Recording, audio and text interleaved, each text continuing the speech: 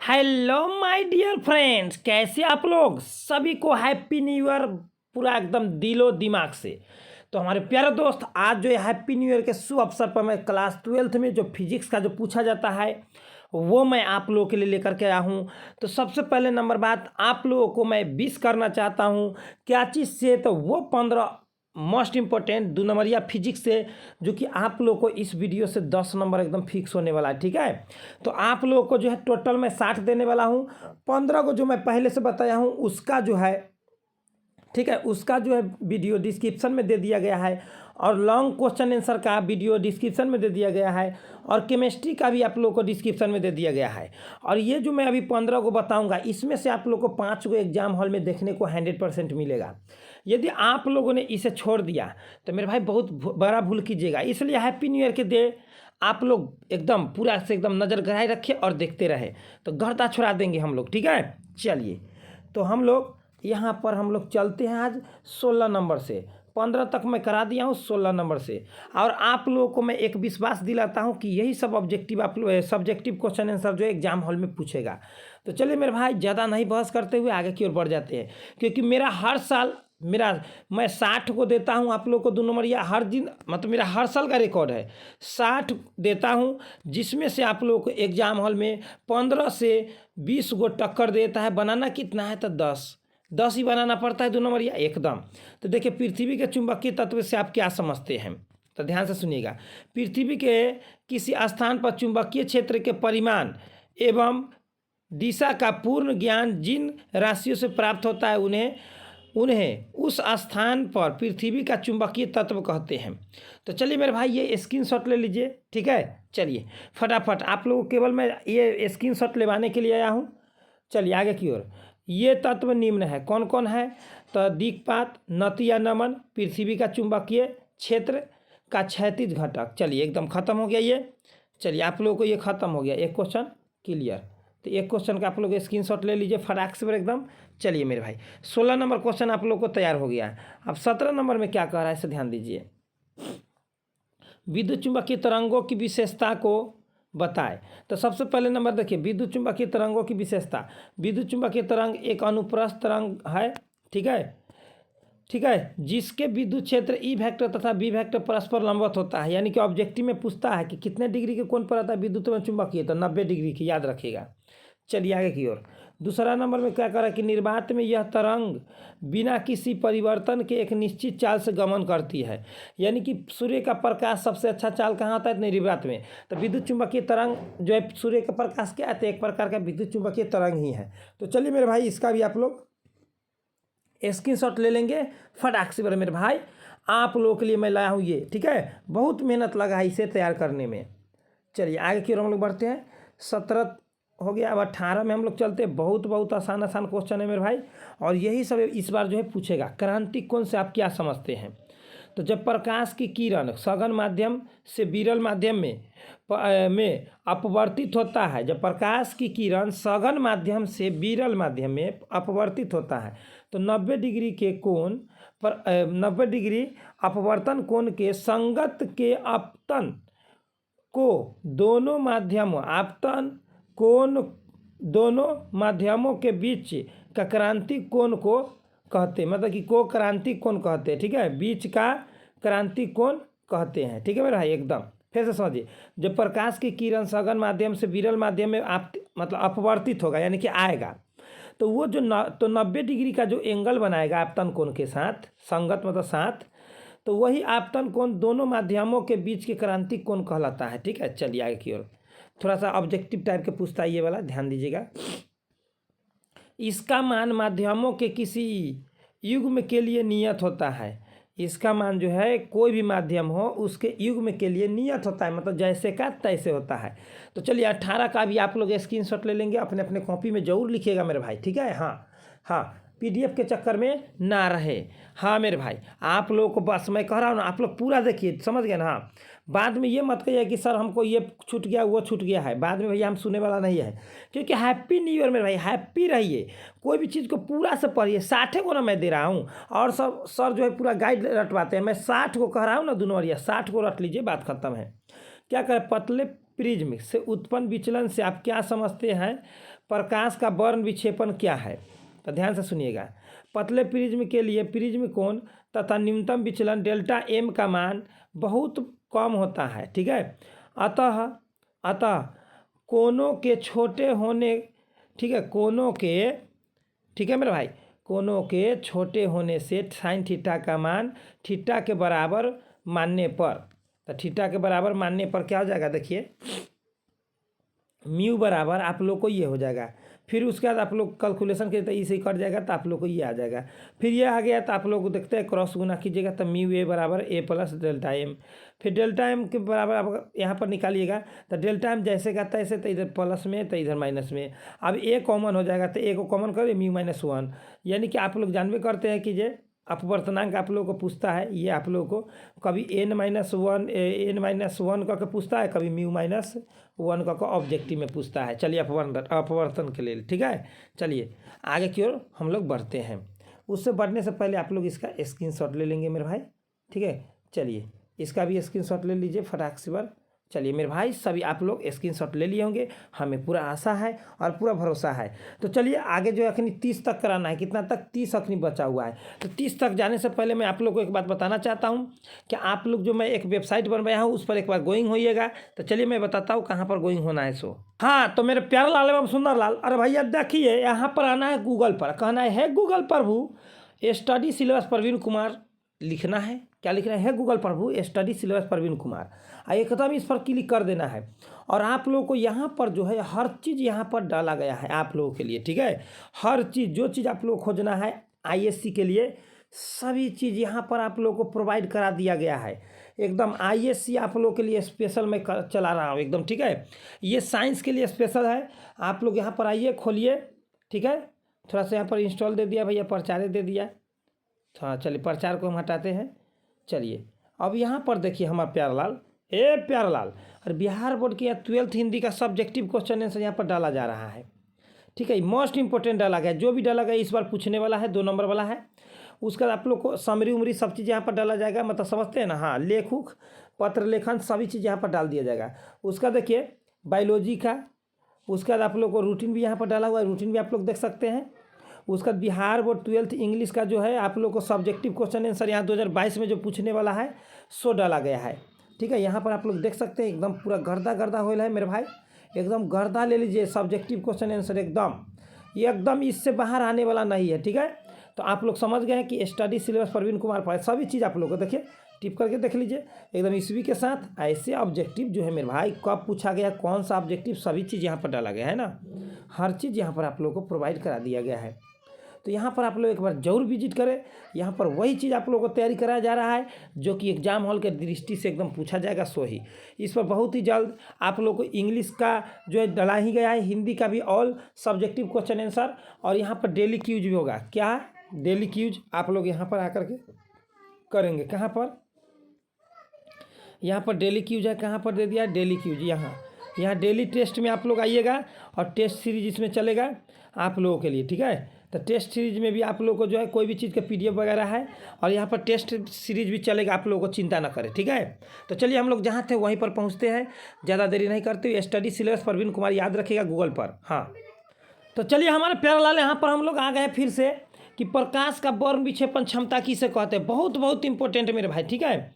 तो क्या कहता है, किसी प्रिज्म या किसी प्रिज्म का पदार्थ के किन्हीं 2 रंगों के लिए वर्ण विक्षेपण क्षमता उन 2 रंगों के बीच के वर्ण विक्षेपण कोण तथा माध्यमों के किरणों के बीच के, ठीक है, विचलन के अनुपात को प्रकाश का वर्ण विक्षेपण क्षमता कहते हैं। या करके हम परिभाषा दे दिए शॉर्टकट में, क्या कहता है, कोणीय वर्ण विक्षेपण एवं औसत विचलन के अनुपात को वर्ण विक्षेपण क्षमता कहते हैं, ठीक है। शॉर्टकट में भी आप लोगों को दे दिया गया है, लेकिन डिटेल वाला याद रखिएगा, ठीक है। उसका देखिए क्या कहते हैं, इसको हम लोग ओमेगा से सूचित करते हैं। क्या चीज़ से मेरे भाई, ओमेगा से। क्या चीज़ से मेरे भाई, तो ओमेगा से सूचित करते हैं। उसका क्या होता है, यहाँ पर आप लोग को फार्मूला जो है निकाल करके आता है, ओमेगा बराबर थीटा बटा डेल्टा वाई, ठीक है। वाई क्या है, तो वाई को आप लोग पीला रंग को औसत रंग कहा जाता है, याद रखिएगा। सबसे ज़्यादा तरंगदैर्घ्य लाल रंग का होता है, सबसे कम बैगनी का होता है, याद रखिएगा, ठीक है, वायलेट का। आगे की ओर ओमेगा बराबर थीटा का मान होता है आप लोग को डेल्टा भी माइनस डेल्टा आर, ठीक है। ठीक है, अब बटा में डेल्टा वाई हो गया। फिर इसी को अगर हम लोग चेंज करें तो डेल्टा वी का सूत्र होता है म्यू वी माइनस म्यू, ठीक है, mu V minus mu R, ठीक है, यहाँ पर इसके लिए आई इंटू ए हो गया। अब बटा में डेल्टा वाई का मान होता है, ये आप लोगों को हो जाता है ए, तो ए से ए क्या हुआ, कट गया, तो ए से ए कट गया तो बचा क्या, ओमेगा बराबर इतना बच गया एकदम। ये फार्मूला आप लोग याद रखिएगा। तो चलिए मेरे भाई आप लोग इसका स्क्रीनशॉट लीजिए, थोड़ा सा डबल हमें आशा है कि इसका स्क्रीनशॉट आप लोग ले लिए होंगे। आगे बढ़ते हैं, फिर यहाँ से आप लोग स्क्रीनशॉट ले लीजिए फटाक से एकदम तेज़ी में। चलिए ले लिए हैं, इसको भी आप लोग स्क्रीनशॉट ले लीजिए। ऑब्जेक्टिव सब्जेक्टिव सभी चीज़ का मैं एकदम मतलब समझिए, मैं पूरा नीचे और बता रहा हूँ आप लोग को, ये सभी आप लोग को स्क्रीनशॉट लेते चलना है, ठीक है। चलिए आगे की ओर, आगे की ओर। तरंगाग्र से आप क्या समझते हैं, तरंगाग्र से आप क्या समझते हैं, तो समान कला की स्थिति में 21 नंबर है, रहने वाला ईथर कणों को स्पर्श करने वाली काल्पनिक सतह को तरंगाग्र कहते हैं। ये 3 प्रकार के होते हैं। कितने प्रकार के होते हैं, 3 प्रकार के होते हैं। कौन कौन होता है, तो गोलीय तरंगाग्र, बेलनाकार तरंगाग्र और समतल तरंगाग्र, एकदम मेरे भाई। तो चलिए इसी बात पर आप लोग इसका स्क्रीनशॉट ले लेंगे फटाफट। चलिए हमें आशा है कि आप लोग जरूर स्क्रीनशॉट लिए होंगे। चलिए आगे की ओर हम लोग बढ़ते हैं। अब क्या करें, कलांतर एवं पथांतर में संबंध लिखे। तो जब दो स्रोतों से किसी बिंदु की दूरी समान होती है तो पथ के मान जो है फाई होता है, ठीक है। यदि पथांतर का मान लेमडा का पूर्ण गुणज हो तो कलांतर का मान पाई या 2 पाई का पूर्ण गुणज हो जाएगा, ठीक है। तो यहाँ पर क्या कहते हैं हम लोग, लिखे हैं कि माना कि लेमडा पी बराबर पथांतर के लिए कलांतर, तो डेल्टा पी बराबर फाई, तो यहाँ पर लेमडा बराबर 2 पाई हो गया, तो लेमडा बराबर 2 पाई। तो यहाँ पर आप लोगों को जो है ध्यान से देखिएगा, इधर एक बच गया, यहाँ पर थोड़ा शॉर्टकट में है, इधर लेमडा गुना में था तो इधर चलाएगा, तो 2 पाई अब बटे लेमडा, ठीक है। यानी कि डेल्टा पी बराबर क्या हो जाएगा, 2 पाई, यहाँ पर बराबर के चिन्ह होता, ठीक है, बराबर छूट गया है यहाँ पर चलिए बराबर हम दे देते हैं, यहाँ पर बराबर का चिन्ह छूट गया है, ठीक है। तो यहाँ पर देखिए 2 पाई है, या बटा में गया लेमडा, और लेमडा के मान आप लोग डेल्टा पी के मान आप लोग देखते हैं फाई था, तो यहाँ पर 1 में गुना किए हम डेल्टा पी से, तो यहाँ पर भी डेल्टा पी से इधर भी गुना कर दिए। अब हम लोग जानते हैं कि डेल्टा पी का मान क्या है, तो फाई, तो यहाँ डेल्टा पी के जगह पर यहाँ पर फाई रखा गया है, तो फाई बराबर इतना आ गया। तो यही तो मेरे भाई ऑब्जेक्टिव में पूछता है कि कलांतर बराबर 2 पाई बाई लेमडा इंटू पथांतर। ऑब्जेक्टिव में पूछता है कि नहीं पूछता है, एकदम पूछता है मेरे भाई, या कभी कभी ये फार्मूला पूछ देता है नीचे वाला। तो इसी बात पर आप लोग इसका स्क्रीनशॉट ले लेंगे। चलिए तो मेरे भाई हमें पूरा आशा है कि आप लोग जरूर इसका स्क्रीनशॉट ले लेंगे होंगे। चलिए 8 गो और बचा हुआ है, 8 गो और बचा हुआ है। एक और बात याद रखिएगा, आप लोग को स्टडी सिलेबस प्रवीण कुमार, क्या मेरे भाई, स्टडी सिलेबस प्रवीण कुमार आप लोग को गूगल पर सर्च करना है, वहाँ पर आप लोग को सब चीज़ मिल जाएगा ISC में जा करके, ठीक है। थोड़ा देर पहले मैं बता दिया हूँ सभी को डिटेल। आगे देखिए क्या कह रहा है, सो 23 में क्या कह रहा है कि परावर्तन द्वारा ध्रुवन से आप क्या समझते हैं। तो जब ध्रुवित प्रकाश किसी माध्यम के सतह पर आपतित होती है तो उसका कुछ भाग परावर्तित होता है और कुछ भाग अपवर्तित होता है।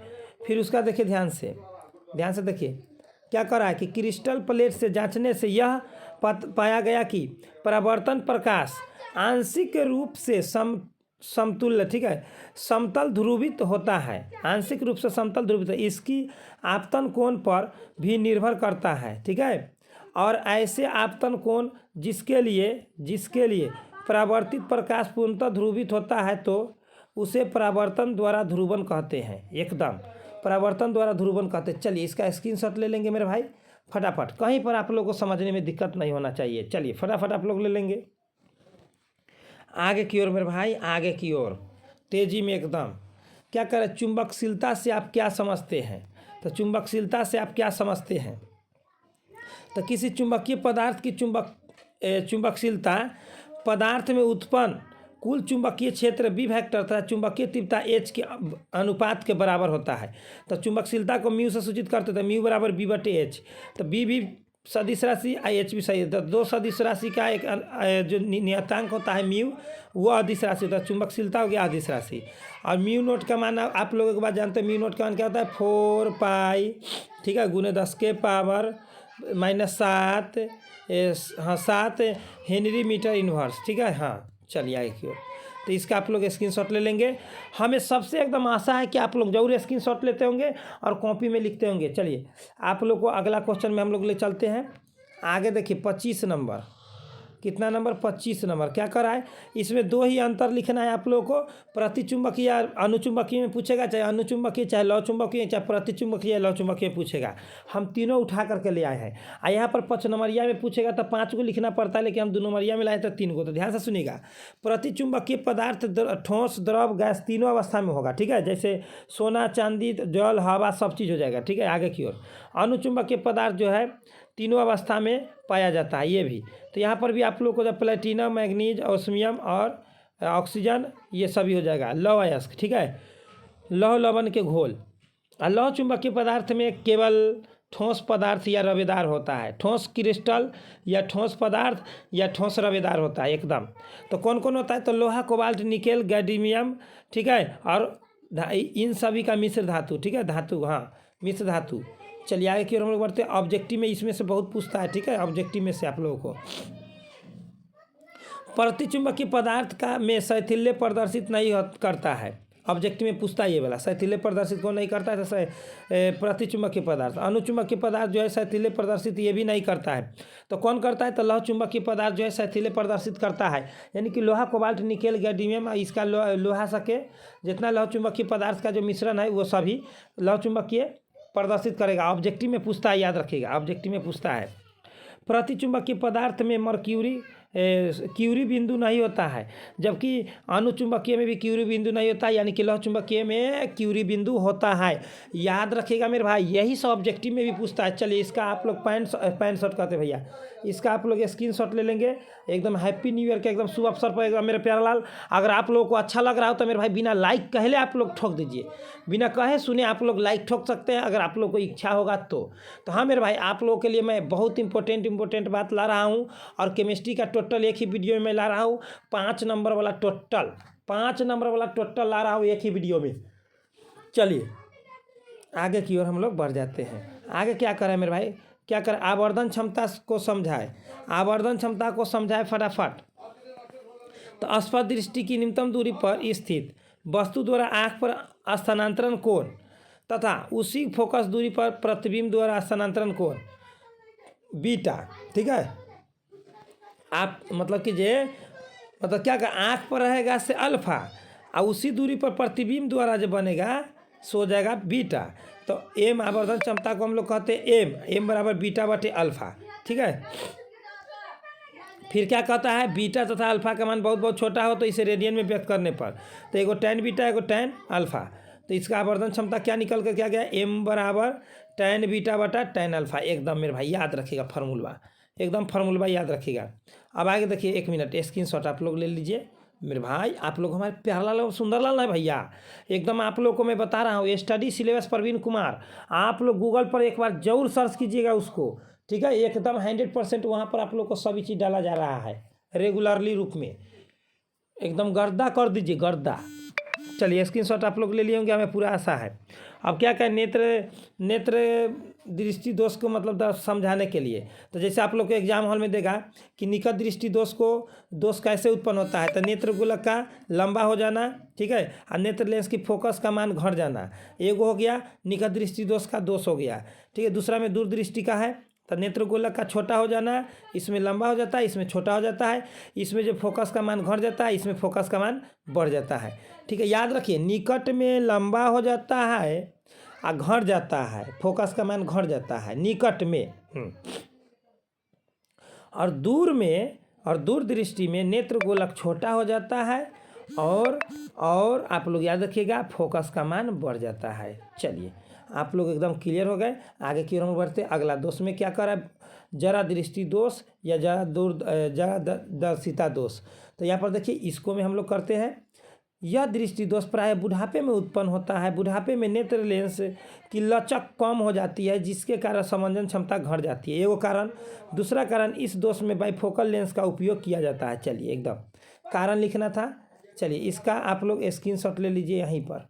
चलिए मेरे भाई, हमें आशा है कि आप लोग स्क्रीनशॉट लेते रहिएगा एकदम 100%। चलिए आगे की ओर अबिंदुकता है, क्या है अबिंदुकता, इसको हम लोग कहते हैं एस्टिग्मेटिज्म। क्या कहते हैं? एस्टिग्मेटिज्म कहते हैं। तो यह दृष्टि दोष नेत्र लेंस की कॉर्निया की वक्रता असमान होने के कारण उत्पन्न होता है और इस दोष को बेलनाकार लेंस का उपयोग किया जाता है इसके लिए, ठीक है, अबिंदुकता के लिए एकदम। इसका कॉर्निया जो है उसका वक्रता असमान हो जाता है कॉर्निया के, ठीक है, इसको एस्टिग्मेटिज्म कहते हैं, ठीक है। हाँ चलिए आगे की ओर हम लोग बढ़ते हैं। स्क्रीनशॉट आप लोग ले ही लिए होंगे।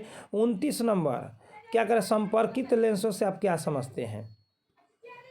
संपर्कित लेंसों से आप क्या समझते हैं? तो यदि संपर्क में रखे दो लेंसों की फोकस दूरियां क्रमशः F1 और F2 हो और इससे समतुल्य लेंस की फोकस दूरी f हो, मतलब इसका समतुल्य लेंस की फोकस दूरी f हो तो 1/f बराबर 1/f1 प्लस 1/f2 इसका एलसीएम बना लीजिए। तो एलसीएम बनाने के बाद क्या होता है? इसका जो वैल्यू मानता है, तो आप लोग जानते हैं कि p बराबर क्या होता है? 1/f, यानी कि इसका p हुआ तो इसका p1 हो जाएगा, इसका p2 हो जाएगा। यही तो है मेरे भाई सूत्र एकदम संपर्कित लेंस का क्षमता का। और क्या कह रहा है कि p1 और p2 दोनों लेंस की क्षमता है, जिसका समतुल्य लेंस की क्षमता p हो जाता है, ठीक है, p है समतुल्य लेंस की क्षमता। तो यहाँ पर आप लोग स्क्रीनशॉट ले लेंगे फटाक से मेरे भाई, फटाक से एकदम स्क्रीनशॉट ले लेंगे। दे दनादन एकदम मेरे प्यार लाल, दे दनादन। कौन दनादन हमें प्यार लाल? तो दे दनादन। कौन दनादन? तो दे दनादन। कौन दनादन? दे दनादन। एकदम हमें प्यार लाल, गजब किए गजब। आप लोग एक लाइक ठोक दीजिए इसी बात पर प्यार लाल। अरे काहे के लिए आप लोग ऐसे करते भैया? एकदम ठोक दीजिए ना। अरे आप लोग लाइक ठोकते हैं तो हमको मन करता है कि फिर एक दिन एक बार 30 गो लेकर के आ रहा हूँ, 30, ठीक है, उसका 2 नंबरिया काम क्लियर, एकदम 2 नंबरिया काम क्लियर हो जाएगा 60 को में। तो चलिए मेरे भाई आगे की ओर हम लोग बढ़ते हैं। क्या कह रहा है कि हाँ, कह रहा है हमारा प्यारा लाल कि रेडियो एक्टिव विघटन तथा नाभिकीय विखंडन में अंतर। तो नाभिकीय विखंडन में अंतर, तो क्या कह रहा है कि रेडियो एक्टिव विघटन और एक तरफ नाभिकीय विखंडन। तो रेडियो एक्टिव विघटन स्वतः होने वाली अभिक्रिया है, जबकि नाभिकीय विखंडन जो है स्वतः नहीं होता है, बल्कि इस पर न्यूट्रॉन का प्रहार कराया जाता है, बमबारी। उसके नाभिक पर न्यूट्रॉनों का बमबारी कराया जाता है नाभिकीय विखंडन में, ठीक है। आगे की ओर देखिए, ऑब्जेक्टिव में भी पूछता ही है। हाँ, रेडियो एक्टिव विघटन में विमुक्त ऊर्जा का परिमाण अल्प होता है तथा अल्फा अथवा बीटा कण साथ गामा फोटोन उत्सर्जित होता है, यानी कि सभी जो है उत्पन्न होता है।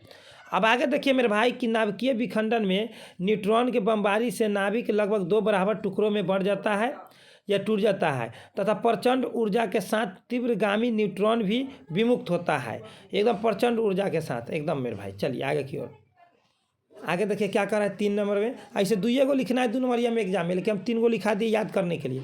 रेडियो एक्टिव विघटन की दूर, ठीक है, दर को कृत्रिम उपयोग से परिवर्तन अथवा नियंत्रित नहीं किया जा सकता है, लेकिन नाभिकीय विखंडन की दर को आवश्यकता अनुसार कृत्रिम, ठीक है, युक्तियों से नियंत्रित किया जा सकता है। मतलब विखंडन को आप लोग कृत्रिम युक्तियों से नियंत्रण कर सकते हैं, लेकिन रेडियो एक्टिव विघटन में नहीं कर सकते हैं। तो चलिए मेरे भाई, आप लोग को एक और बच गया है, एक और की ये 30 नंबर लास्ट नंबर था। तो चलिए मेरे भाई, आप लोग को फिर से मैं वेबसाइट पर ले चलता हूँ। आप लोग को मैं बता देता हूँ कि जो हमारे नए दोस्त अभी जुड़े हैं सभी को एकदम एक बार जरूर जाना चाहिए, जहाँ पर हर चीज़ उपलब्ध कराया गया। तो चलिए मेरे भाई ले चलता हूँ आप लोग को, कहाँ पर हर चीज़ आप लोग को मिल जाएगा, इसका PDF वगैरह हर चीज़ वहाँ पर अपलोड होने वाला है। अब चलिए, हाँ तो मेरे भाई आप लोग को आ जाना है कहाँ पर? तो आप लोग को गूगल पर आ जाना है, कहना है हे गूगल प्रभु आप लोग कहिए स्टडी सिलेबस प्रवीण कुमार। तो स्टडी सिलेबस प्रवीण कुमार अगर उस पर टाइप करते हैं तो जैसे ही टाइप कीजिएगा तो सबसे पहले आप लोग को ऊपर में आएगा। तो जैसे ही इस पर क्लिकबा कीजिएगा हमारा प्यारा लाल, क्या कीजिएगा, क्लिकबा कीजिएगा, वैसे ही आप लोग को खुल करके आ जाएगा एकदम इस प्रकार से। तो आप लोग को यहाँ पर ISC 12th क्लास के लिए स्पेशल है ये, ठीक है, एकदम यहाँ पर क्लिक कर देना है। और आप लोग को डिस्क्रिप्शन बॉक्स में हर चीज़ दे दिया गया है, फिजिक्स का लॉन्ग वाला जितना दिया हुआ है सब, यहाँ पर हिंदी का सब्जेक्टिव क्वेश्चन आंसर सब चीज़ डाल दिया गया है। उसका इंग्लिश का आप लोग को 100 मार्क्स का जो सब चीज़ सब्जेक्टिव क्वेश्चन आंसर प्लस में ऑब्जेक्टिव भी नीचे की ओर यहाँ पर देखिए प्रोज सेक्शन आ गया, ऑब्जेक्टिव भी डाल दिया गया है। अगर आप लोग नए हो तो ज़रूर हमारे साथ जुड़े रहे। अगला 30 जो है मत छोड़िएगा, 30 को और मैं डालने वाला हूँ, ठीक है, 30 और मैं डालने वाला हूँ, ठीक है। सब्जेक्टिव क्वेश्चन आंसर आप लोग हमसे जुड़े रहे। अगर आप लोग नए हो तो सब्सक्राइब करके बेल आइकन जरूर प्रेस कर लेंगे सभी हमारे प्यारे भाइयों से।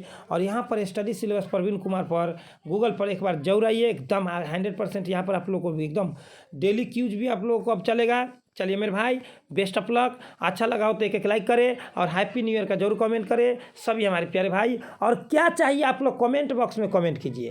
डिस्क्रिप्शन बॉक्स के अलावा जो आप लोगों को नहीं मिला है डिस्क्रिप्शन बॉक्स में, उसके अलावा क्या चाहिए आप लोग कमेंट बॉक्स में कीजिएगा, तभी हम जान पाएंगे कि क्या चाहिए आपको। तो चलिए इतना ही पर best of luck my dear friends, फिर मिलते हैं हम लोग अगले वीडियो के साथ। इतना ही पर जय हिंद जय भारत।